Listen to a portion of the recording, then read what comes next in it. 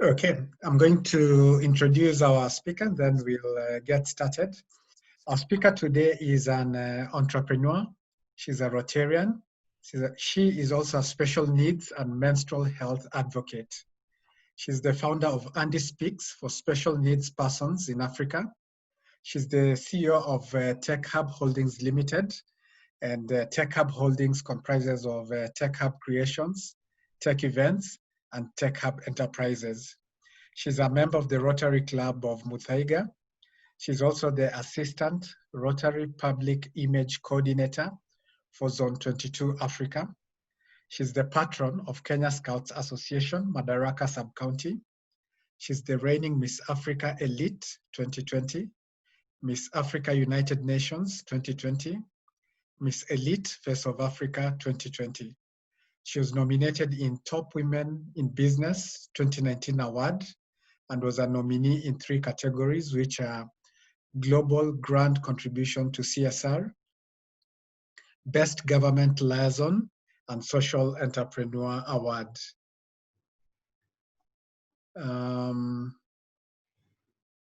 Other awards that she's got include the DIAR Award nominee for 2020. DIAR stands for Diversity and Inclusion Champion Award. She's also been a nominee this year for Zuri Awards Humanitarian category. Please join me in welcoming Sylvia Moraa Mochabo to speak to us. Karibu, Sylvia. Thank you very much. I will not repeat anything you said other than the fact that apart from all that, I am a mother of 3 boys, and 2 of them are on the autism spectrum, and that's why this is something that's very close to my heart. And I will go straight to the presentation. I hope the host will give me the rights to share my screen in the meantime. Yes, so that should be possible. Yes, so that way at least I'll be able to go through my presentation. So neurodiversity and autism, I'm sure these are things that we always hear. When you hear about disability, most of the time the things we think about is what we grew up knowing. That is what is physical. And that involves like deaf, hard of hearing, the blind, people on crutches, people on wheelchairs. That is the norm. That's the general concept that the minute someone mentions disability, that comes to mind. So by the virtue of raising my children, that is how I started Andy Speaks for special needs persons. Andy Speaks champions for inclusion of neurodevelopmental disabilities. Neurodevelopmental disabilities is also wide in its own, and we'll get to learn about that in a bit. Do we have any lack of getting the presentation going anytime soon? Sorry, say that again, Sylvia. Waiting for the rights to share my screen so that I can do the presentation. Thought it was active. Let me check quick. Not yet. Try now. Let me try again. There you go. Good. Then we share. So generally, good. We can all see the screen, right? Yes, we can. Yes. Yes, you can. Okay, good. So that is what Andy Speaks is all about. We champion for inclusion of neurodevelopmental disabilities and awareness. So we are a right-based organization, and most people you'll find this new disability Department of Disability that are not many people quite understand or are aware that it actually existed. So I mentioned the most common disability that we look at is usually like the ones we have illustrated: hard of hearing, walking, albinism, something that's very, very obvious. Now there is the disability that is invisible. That is where someone could be disabled, but you do not. When we're talking about neurodevelopmental disabilities, as the word says, we're talking about neuro, which is the brain development. So if we have any part of our brain in the anatomy of the brain, because remember there are different brain functions, and then that's what the entire the human being, your movement, your thinking, your sight, your hearing. So we are all made of all these neurons that communicate, but the CPU of it happens to be our brain. So most of the times during the or during pregnancy, if something goes wrong or within the first 5 years of a child's life, then you might find yourself going through neuro of one of the forms that I will. And remember, there is also something we call neurodegenerative disabilities. You see, the way you live your entire life, then now you start losing your movement, you start losing sight, you start doing that. So life is like a graph. You grow, you get stable, then now you start going down. So today we are focusing on the growth pattern of it. And as you can see in your brain, you have different areas that are command centers. So when any of that is affected, that's where now we find issues. So the most and can permanently affect their growth in movement, most likely in movement and development of their mobile functions. So there are different 5 types depending on which section of your brain is affected. And then we have DS, which is Down syndrome, also known as trisomy 21, which is a genetic disorder. And you find that when your genes, the genes of your parents are forming together, and there is replication of the T21, then it becomes 23 instead of T21, you have an extra one. It can either detach and attach, or duplicate, or split. All right, so any of this can cause now someone to have Down syndrome. And Down syndrome children, you'll find, have features. So their specific space, the specific spacing of their thumb will be different, even their hands. They seem to have something that we call webbed hands over here. And then you find like they have, their eyes are very slit, and the bridge between their eyes also will be wider. And most of the time they have visual issues and hearing. And there are those, when it's extreme, you will find they'll have heart conditions. So depending on how you get affected, this also the same way you develop. That is, there'll be delays, depending on intellectual affects, how it affects your intellect, you find also there is variance in that.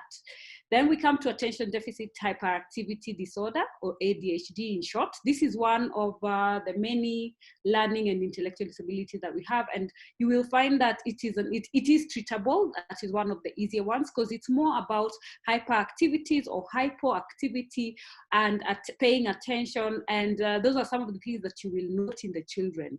And remember, all this is controlled by the brain, so people will vary depending if you're hypo or hyper, or you're about attention deficit or the hyperactivity side of it.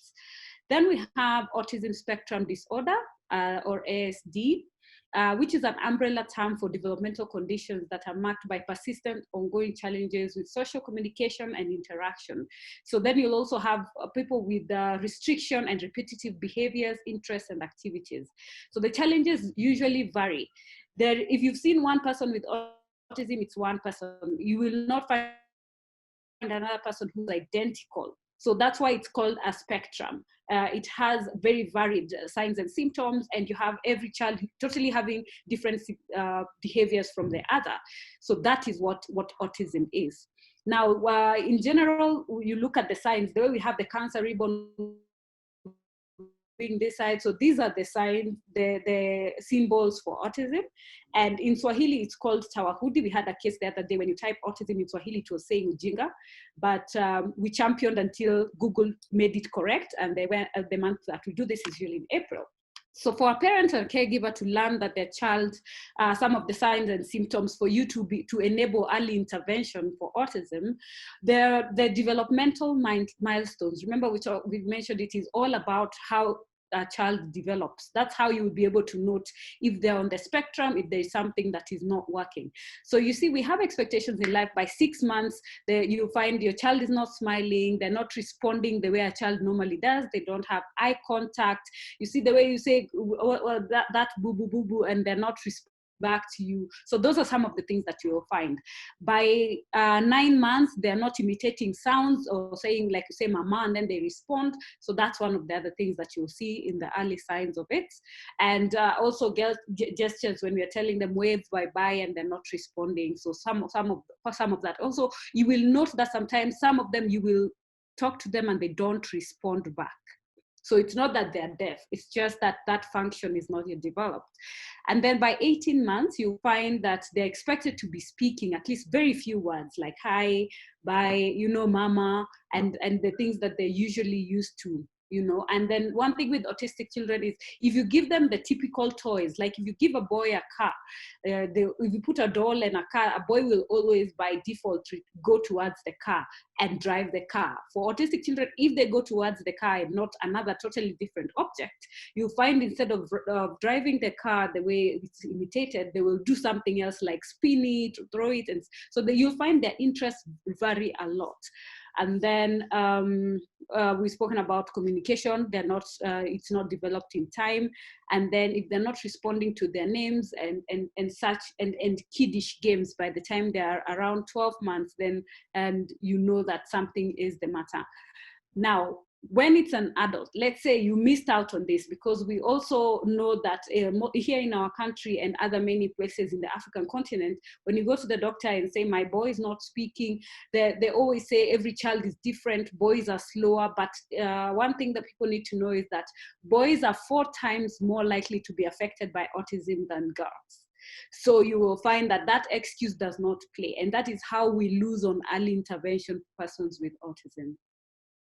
So therefore, remember when we were defining that there are 4 areas we were talking about. So when it comes to language, you'll find that we have delayed language, there's loss of words. There's something we call echolalia, where like if you tell a child, if you say something like, what's your name? The child will tell you what's your name. They will repeat exactly what it is that you said. Or they may be quiet the whole day in school, then they come back and they repeat everything that the teacher said from morning to evening. So they have that repetition of words. And then you'll find that communication, asking for something, instead of saying, give me this, they would rather hold your hand and take you to that item that they want. All right. And then when it comes to social differences, we mentioned about eye contact. So you'll have that they have a very hard time playing with others. Things like turn taking does not come automatic. So they'd rather play alone instead of playing with everyone else, and also having conversations will be difficult. When it comes to sensory, I'm sure the children you've seen with headphones, usually actually those are noise blockers, because the sensory reception of persons with autism you find is very high. So it can be different. Their tolerance for pain, it can be for food texture, it can be sound, so they cannot stand very loud sound. That means they can hear too well. And you find that there are things like, don't touch my hair, you can't shave their hair and stuff like that. And then now you find a way, when they're trying to cope with all these sensory overload that they usually experience, they will develop a coping mechanism. So most of the time you'll find them either they're rocking, or they're flapping their hands, or they're spinning, just to regulate their body and all that, all this sensory that is coming in. And that is something that we call steaming. Then when we come to repetitive actions, we'll find that they like routine. Like right now with the COVID-19 situation, you'll find that our children are feeling very intruded upon, because they're so used to, I wake up, I do this, I do this. When you change anything, you need to take a lot of time to inform them in advance. And normally for those who are non-verbal, we use a routine using pictures, like wake up, brush your teeth, take your breakfast. So if any of that has to change, you try and illustrate that in good time, so that they're mentally prepared and they can embrace change easier as compared to the other days when it's normal. And then you find like they'd have one cartoon or one something that they're attached to, and they like to see it like over and over, like a song or something like that. Or they have something we call inappropriate attachment, like they won't go anywhere without maybe, let's say, a certain blanket, a certain toy. So those are some of the characteristics that you will find. For my son, I know he likes sticks, and if he goes to a new environment, for him to cope with this new environment, these new people, the first thing he will look out for is a stick, because it just calms him down. So you will see this as one of the characteristics of a person with autism. Other than that, now these are some of the things now for caregivers.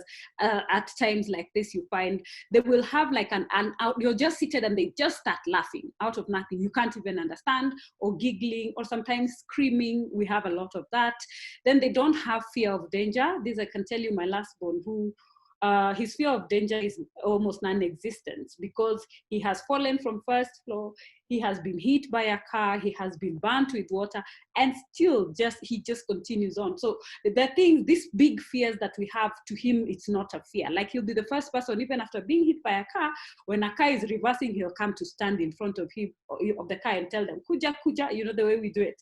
So trying to teach them some of these things can be a challenge.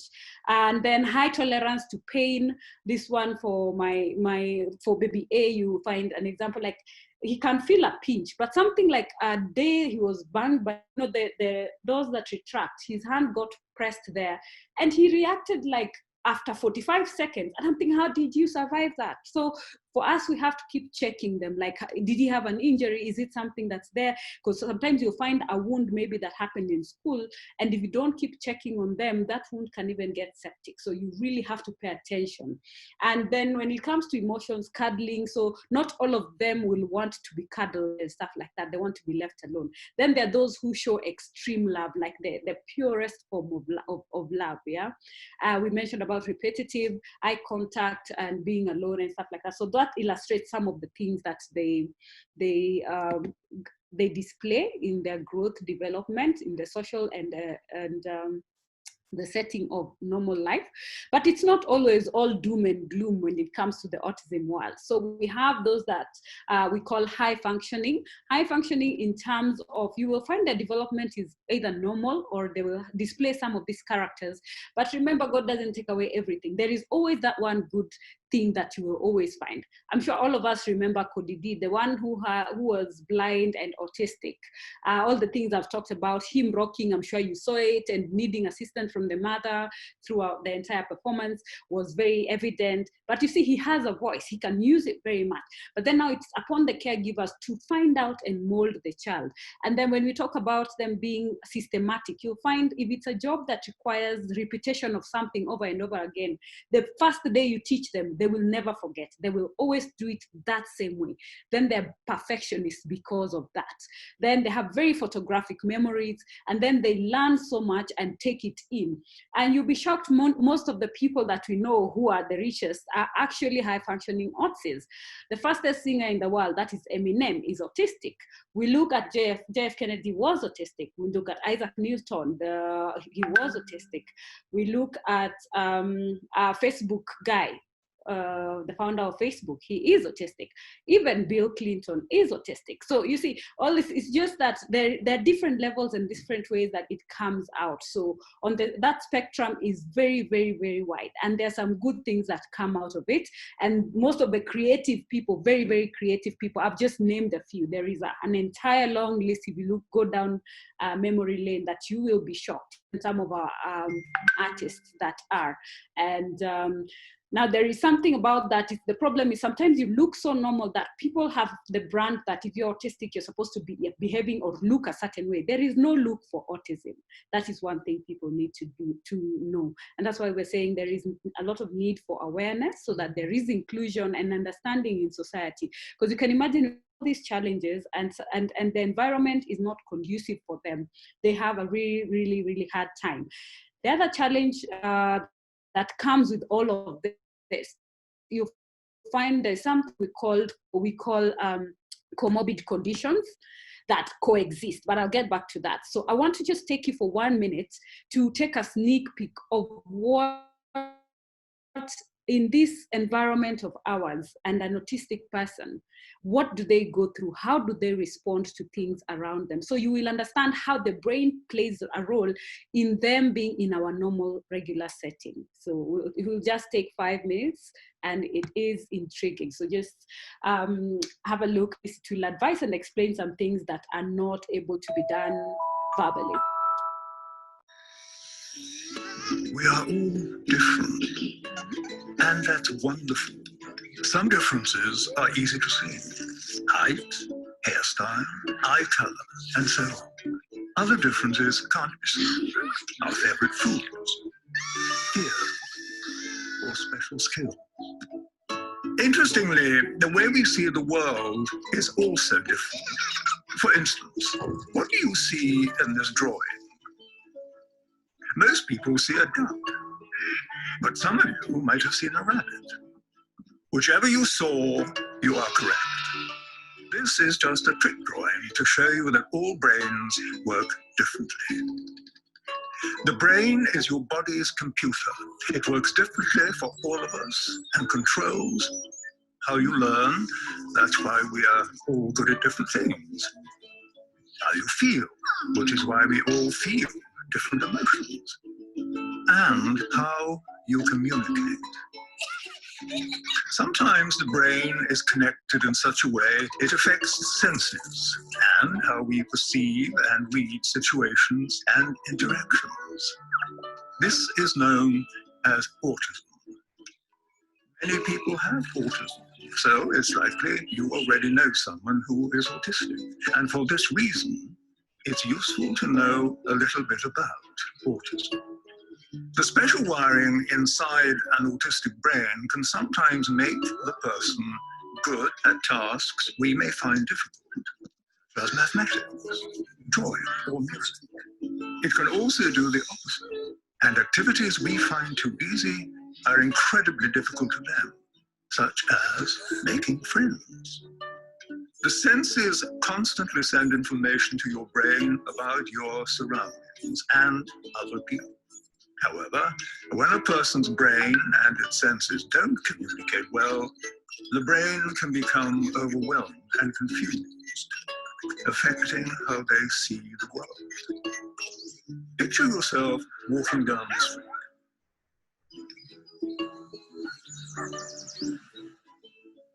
This is how an autistic brain may experience the same world. Scary, isn't it? Sadly, in many cases, the person can't say out loud how they feel. So even though there's chaos going on in their heads, they seem okay on the outside, unable to ask for help.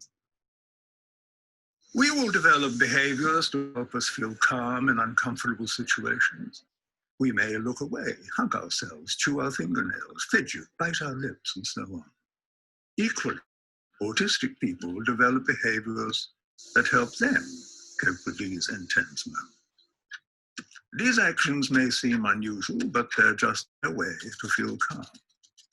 When they happen, it means they are having a hard time. The kind thing to do is not to give them an even harder time by getting cross, ignoring them, or mocking them. Remember, just because a PlayStation can't read an Xbox game, it doesn't mean it's broken. People with autism need friends who are willing to take the time to know them. With good communication and plenty of patience, everyone would be better off. People with autism are not ill or broken. They simply have a unique view of the world. And with a little support from their friends, they might just be able to share their feelings with us. Autism can make amazing things happen.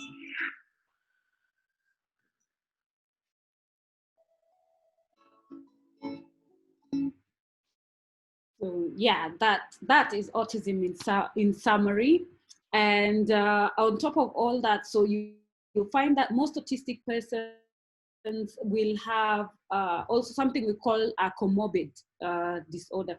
So you will find someone is autistic and they have ADHD, they suffer from anxiety, they suffer from OCD, or they have issues with hearing, they have issues with sensory. And of course, all of these challenges can make them easily depressed. And some of the medications also that we use to control some of this, like the seizure disorders, you find can later cause issues for our children, like addiction to the drugs. And then we have specific learning disorders also that can come. So you'll find like things like dyslexia or dyspraxia. Dyslexia is about having a hard time reading. is where you have no sense of direction, like that general, the people you tell the way to my house is this, and you have to keep telling them. So their sense of direction is totally off, and they keep either banging into things. That body general compass is not there in relation to the environment. So you find, and then also gastrointestinal issues, that is where the stomach, remember the stomach and the neurology of your body is very, very, very well connected. So that's what some of the challenges that you persons also have.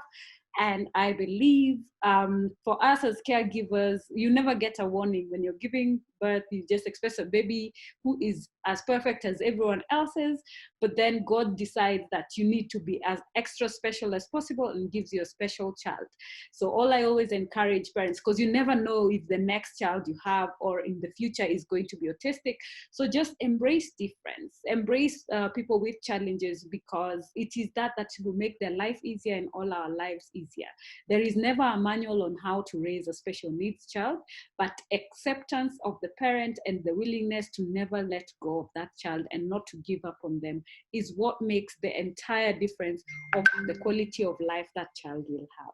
And that is, in summary, what autism is. It's usually a very long topic, so we have just touched a bit of it. So I'm ready and willing for any questions. So first of all, autism is not a disease. It's not contagious. So you cannot say it is treatable. Right now, I know so many people are running towards stem cell. Stem cells will not mean that the child may be 100%. We have not seen any. It will just improve the communication. Remember, we said everything is in the brain. So stem cell works with regeneration of the brain cells so that the ones that are affected regenerate and you get better. So you get better with tasks and be able to do some of the things that you normally wouldn't, like talking, being emotional and stuff like that. When it comes to early intervention, we talk about that being the best, because remember, our brain develops within the first 5 to 7 years. So you can imagine if you do it, if you realize in good time and you start working on the therapies, because we have speech therapy, we have occupational therapy, we have physio, all these help the body functions, fine motor skills, and then also the activities of daily living. So the earlier you intervene, the better quality of life a child is going to have. So they can live an almost near normal life, also depending on which side of the spectrum they are on. All right. In an instance where the condition is discovered late, how would you handle that? Like if it's discovered when somebody's in their 30s, how do you manage that? 30s. Yes. That just generally means now you can only try and manage it for that, because remember, trying to teach someone a language at that time, for you as an adult, it's normally hard. Let's say if they're nonverbal. So of course it's going to be harder for them at that age. Things like, because you'll find some also that need assistance also with like toilet training and general activities of daily living, because remember, it's about the muscles. So all I say is keep trying. We have parents who have kids who are 30, and we are having a lot of people discovering they're autistic even at 45 and 30s because of more awareness. Now people are learning. But you see, the good thing is, sometimes when you're feeling like you're the odd one out, what diagnosis helps with it, at least you understand yourself and you're able to do something about it. You know that you're not able to relate with something, so you can communicate in advance that, please note, I have social challenges because I'm autistic. You see, people will be more receptive, rather than just living a life and you don't understand what everyone is sharing you. Because the thing is, there is a lot of discrimination in the world, which is a fact. And it's even worse here in Africa, because what we don't understand, we just brand it as that is witchcraft, that is a curse and stuff like that. So I believe the time, depending on how severe the autism is, then now you'll be able to deal with it differently. Okay. As a parent, how would you identify the talents of an autistic child and nurture those talents? We have something called play therapy. And when we're trying to teach our children in school, in special schools, that's why we encourage a lot of special school, because they're exposed to all of this. You'll find their schools, not all, because some of these things are not available in government school, but special schools that are well equipped and they understand the kids. You will find through play therapy, through music, through art, you know, so long as a child is exposed to this, even at home, when you're just hanging out with them, you lean towards what they seem to be more interested in and try and build it. Then that way you'll be able to find what exactly it is that they're good at. There is a gentleman who says he has a machine. I host a TV show called Neurodigest, and I had featured that school at DALC, and they say they have a machine that can actually tell you, it assesses neuron and it tells you this is your talent. I have still not got back feedback from my son, so I can't comment on that one, but apparently it has helped so many people find out what their actual talent is, because sometimes someone can learn something like football and be very good at it, but then you can find someone else whose fine motor skills are so precise that they're very good at. So that is how you can try and find out. Okay. Considering the challenges involved in taking care of an autistic child, what keeps you going? I look at my kids and I have a lot of faith in God. I believe there is a reason that He gave me the kids, 2 of them for that matter. And part of it is what I'm doing, that's helping other parents. And when you learn yourself and you also understand what it takes and how hard it is, because most of the time everyone says there is a support system. Not everyone has the luxury of that support system. Sometimes in life, you're the only source of strength that you have. So you build yourself so hard and so strong that you will always know how to remind yourself why you're here and why you have to keep doing what you're doing. Because I believe my child will be able to do all these things if I play my part, and I'm not going to give up on him. So he is my source. He's all these things I wouldn't even know if I did not have this special child. So it's the same way we talk about a glass being half full, half empty, how you look at it. So I choose to see it as half full. So I embrace him as my teacher, and I have turned it to my life's purpose. And when you're doing what you're set out to do in this world, of course, you never get tired. And when God says He gives you sufficient grace, and that is exactly what He's going to do. I believe so, because sometimes when I look at all the things that I do, I don't even know how I'm able to handle it. So I believe it can only be from above, because it's supernatural sometimes to explain some of these things. Yeah. Thank you. You've mentioned that boys generally take longer to develop. At what point then would parents of boys seek professional help? It depends with now development in what way. Sometimes some things like walking, you know, when we say it's supposed to be 6 months, they start at 9 months. You see, that's considerable. For me, my green light, or sadly for on my side, we had the comorbid of convulsive disorder before the signs and symptoms of developmental. So at least there was that question mark. But remember, even that presents the case, it could be epilepsy or it could be something else. Now when I start looking, this boy is still crawling, 2 years, the boy is still scared of it, of course. And then I'm like, my son called me mom when he was 5. So definitely, there is that time difference where you will know you need to panic, leave alone 1 month, 2 months. But like so that's why we're saying we need to empower our nurses and the people who handle our children after delivery very well, so that they don't keep telling someone like, it's delayed, everyone grows at their own speed. They need to check the history and pay attention to those very small things. As for mothers, when you're breastfeeding, if you see your child is not latching well, if you see your child is not looking at you in the eye, that's the time you start looking. And the other thing that many people don't know is when your child gets jaundice, when they tell you mweke kwa jua atakuwa sawa, these are some of the telltale signs that no textbook tells you. But if you look across it, we have so many parents who have had issues with colic. The way our grandmother will tell you, mpe maji ya chumvi, mpatie grape water, it will be fine. But when it is persistent, there is an issue. Something else is the sleep patterns. Yes, babies cry. Yes, babies don't sleep all through. But remember, all of them have a pattern. When everything is too much, question it. Because insomnia is one of the things that children like with ADHD and autism have. Insomnia is lack of sleep. So you see, you have to, the minute you see one thing is not right, pay attention to everything else. Then it will help you to connect the dots if you need to panic or it's just a slight delay. Yeah. Okay.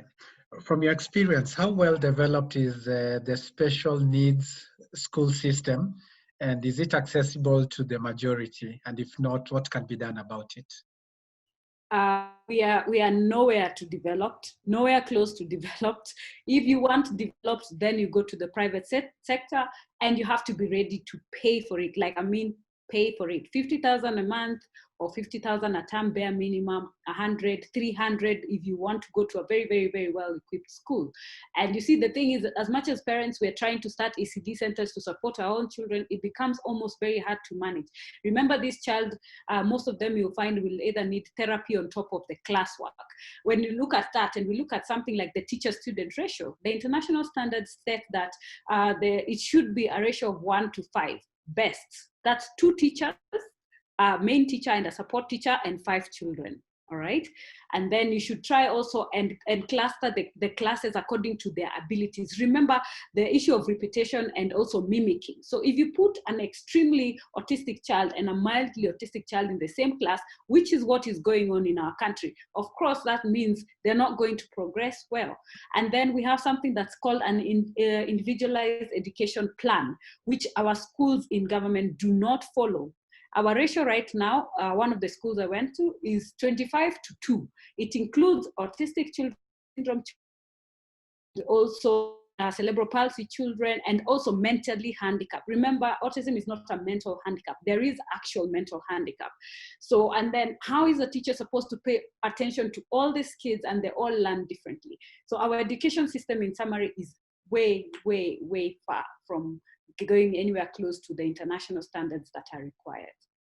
Okay. Anything that, a related question, anything that government is doing to help remedy that situation? We were looking at the CBC. It's a mimic of trying to do something about it.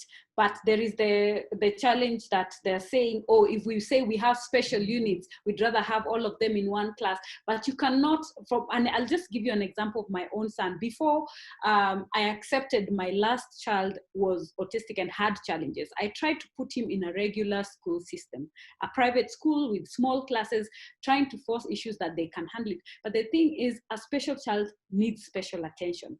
And what happened was, because in class, they also have emotions. Remember, if every other child is talking, if every other child can hold a pen and I can't, of course they'll be affected.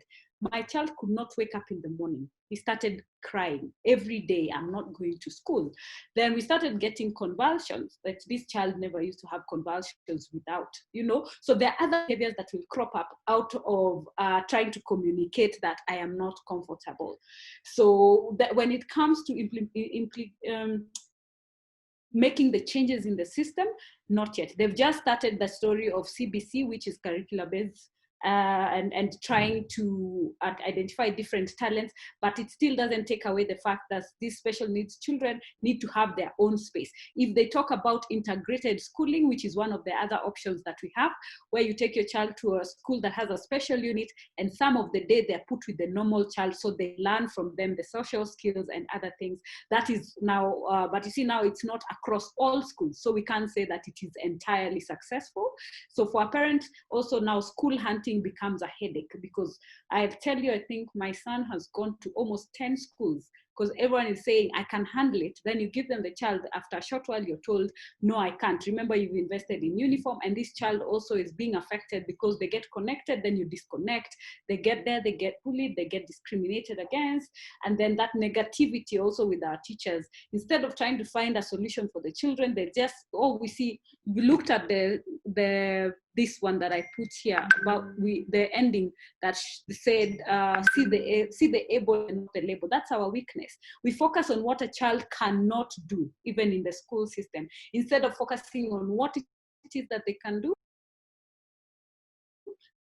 Then we build on what it is that their ability is. So those are some of the things. The minute our government realizes that and tries to work around that, and at least when we say that we're going to look at other countries to implement, let's actually mean it, other than just come and just talk and do nothing about it. Yeah. Okay. Any more questions? We have 9 minutes before our speaker leaves. Any more questions?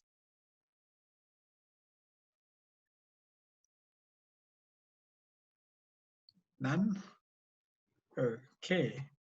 Okay, in that case, I'll hand over to Past President Sidi to give the vote of thanks. Can I add one thing? Just one thing I've remembered. Yes, please. Yeah, still under the education system. Remember when our children learn with a lot of support equipment, things like when you're teaching them language, you'll find that those who learn more about using music and sing and pictures and stuff like that. But then our schools are not equipped to be able to support them. So as much as we are setting aside a special unit and you do not equip it according to the needs of the children for them to be able to learn and catch up with the others, then we are still not helping much. Okay, we have two additional questions that have come in. The first one is asking whether support groups for parents are widely available. There are support groups. We have WhatsApp, we have online. So it depends also on what you're seeking. Are you seeking for general information? Are you a spiritual person? Do you want just general knowledge that you can go, or do you want people you can talk to as caregivers and ask, and they give you the experience and you support each other? So we have different groups. We have Kenya Autism Alliance online, and it speaks. We have our own page also on Facebook. And then we have like Through the Roof we have ADAT that has a program called Through the Roof, which has online also, where they also have fellowship for, even for us to go to church is something that's very hard for us as parents because of society and the stigma. So we organize, the founder organizes for fellowship where at least special to parents will be able to have time to go and listen to the word for spiritual nourishment. We have, when you look at like cerebral palsy, there are very many WhatsApp groups also for CP, where they help each other trying to navigate the system. So the support groups are there. There is DTS Care, that's Differently Talented Society of Kenya, which is for caregivers. So the groups are there. So if you just ask, you can send me a message, I can link you to any of them. Yeah. Okay. The other question is, what schools would you recommend? When it comes to school, you cannot, it's not a one size fits all. Remember, there's location, there's budget, there's boarding, there's day, there's private, there's government. So what we're trying to do, as Andy speaks, we've done a website called Special Needs Info Hub, and we shall be equipping it with the list. But if you ask me directly and tell me I'm in this area, from our shortlisted, we can give you a solution of where you can. You go visit. We always say, go visit, go with your child, see how they react also to the environment. It's not like the way you decide for a child na kupeleka Montessori na unaingia. Our kids are different. It's about environment for them to thrive. So you have to see if they blend with everyone else, and you will always find that for a special school, if they're very authentic, they'll tell you bring them here for 3 days or a week for free. We assess. That means they're able to gauge the interactions of that child. They're able to know where they're better placed in their school system and where they fit in, if they agree. It's the same thing even with our therapists and stuff. It's the same thing. You have to have them have some interaction. If they gel, fine. If they don't, never force an autistic child on someone or a specific environment. Okay, thank you very much, Sylvia. I'll hand over to Past President Sidi.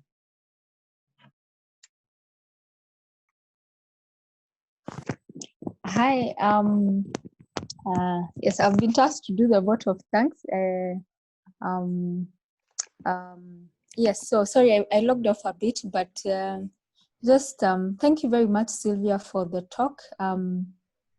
It has been a real eye-opener. I thought I knew something about autism, but now I know much more. And having worked with you in different committees, and your passion for work, and your kids who are amazing. I got to spend just a short time with them, and they are so hyper, but I don't remember their names, but there's one who liked hugging a lot, and yeah, I think they were so, because I was a stranger to them, they were so excited, and there was so much, and I was trying to show word games, I think some Bible games on my phone, but just an amazing. My cousin, actually, his daughter is autistic, but I think now she's actually getting so much better. I think in school, but I think girls generally they recover much better than the boys, unfortunately. But I think she was not on the spectrum. She wasn't very high up on the spectrum, but yeah, and now things like this. But it's good the awareness that you're doing. I don't know, you juggled so many things. I don't know how you do it. I'm still trying to figure out how, but thank you so much for your talk, and thank you so much for allowing us to get to know more on you, on yourself, on your children, and more of Andy Speaks, and how we can maybe be different and be more cognizant of what the needs we have in the society. It's been enlightening. I know each one of us has a take home that we are a bit more wiser. So asante sana, and all the best in all that you do.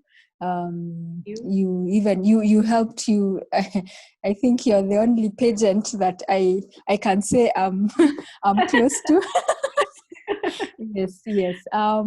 So even with that, you did an amazing job and representing Kenya in a very amazing way.